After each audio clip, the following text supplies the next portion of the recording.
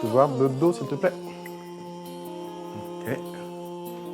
Le recyclage, c'est à la mode, mais ça peut aussi devenir, vous le voyez, une mode en soi. Vous avez la parole s'intéresse aujourd'hui à un créateur qui customise ses propres créations dans son atelier, ici, à Rezé, à côté de Nantes. Très bien. Donc là, par exemple, c'est un vêtement des années 70, par exemple, que j'ai chiné dans une boutique de seconde main. Donc aujourd'hui, moi, je l'ai refait à ma manière, en ajoutant juste de la couleur. Oui, Parce que la couleur, ça change, et la couleur, ça donne de la vie. Ça date de plus de 1000 ans déjà que ça existe. C'est pas moi le créateur du batik, mais aujourd'hui, je fais partie de ceux-là qui vivent du batik et qui font du batik en leur manière. C'est la toute première fois que je porte du batik. Et alors, quel effet, quel regard? Je trouve que c'est très joli. C'est pas des motifs nécessairement qu'on a l'habitude de voir, qui sont un peu répétitifs parfois. D'accord. Dans le wax, il y a des signatures. Là, j'ai l'impression vraiment de porter une pièce unique et j'aime beaucoup la couleur. Donc là, à la base, c'était du jean basique.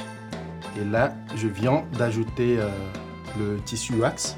Et alors là, derrière? Et là, vous pouvez voir, là, c'est plutôt sur du patchwork. Là, c'est du wax, mais dans différentes couleurs. Ah, alors, en plus c'est en promotion. Ouais, c'est vrai, oui. Ah j'imagine, le prix, évidemment, ça a son importance. Comment on fait pour, à la fois, il y a le temps, et puis on ne peut pas mettre 250, 300 euros, parce que sinon, ça ne va pas intéresser tout le monde, c'est ça? Ouais, vu que c'est le début, et en plus, pour très bientôt, je vais inaugurer ma boutique. Ouais. Donc voilà, j'ai commencé à faire une petite promotion de mes créations. Ça pas trop. Donc Rafiou, là on est sur l'atelier batik. C'est quoi le batik et comment ça se fabrique? Le batik, en quelques mots, c'est un art qui permet d'imprimer sur des étoffes à base de la cire et de la teinture.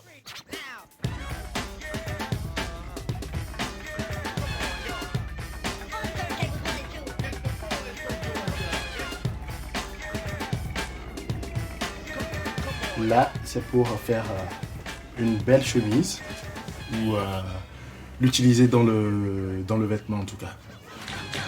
Avec ce tissu, on peut faire un vêtement. On peut l'utiliser aussi dans l'ameublement pour fauteuil, chaise ou un petit coussin par exemple. Quelques parties.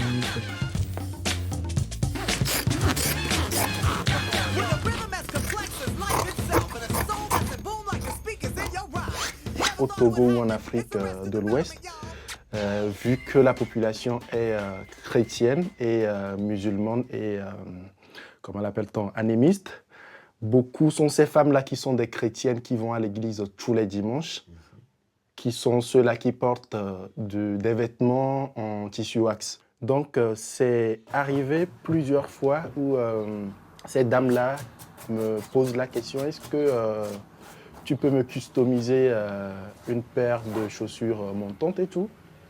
Et j'ai dit oui, parce que c'est pas trop dans mon habitude de dire non à une cliente. Et d'ailleurs, c'est ce qui m'a permis à savoir faire beaucoup de choses. Parce que quand on me pose la question, est-ce que tu peux le faire? Je dis oui. Et je pars à la recherche de cette connaissance-là par différentes manières.